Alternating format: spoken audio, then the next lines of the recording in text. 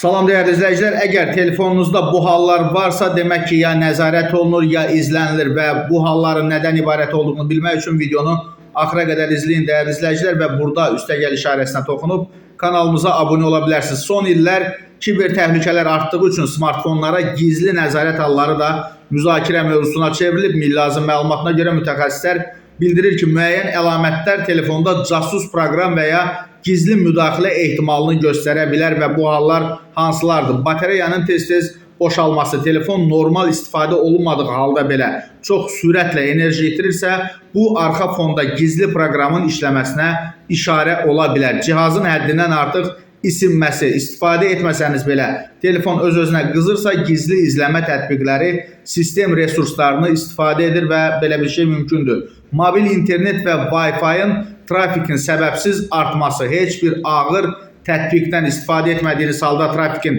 kəskin yüksəlməsi məlumatların gizli şəkildə ötürülməsi ilə bağlı ola bilər. Ekranın öz-özünə yanması və ya qeyri-adi davranışlar, həmçinin naməlum proqramların telefonunuzun ekranında peyda olması, səs-küylü zənglər və ya müdaxilə hissi də bu sıraya aiddir və telefonun yavaşlaması heç bir səbəb olmadığı halda cihazın kəskin şəkildə ləngiməsi arxa fonda işləyən naməlum proseslərin belə deyək əlaməti ola bilər. Və nə eləmək lazımdır? Şübhəli tətbiqləri telefonunuzdan silirsiniz, telefonu yenidən başladın, yəni perezagruzka restart və zavod parametrlərinə qaytarmağı düşünün.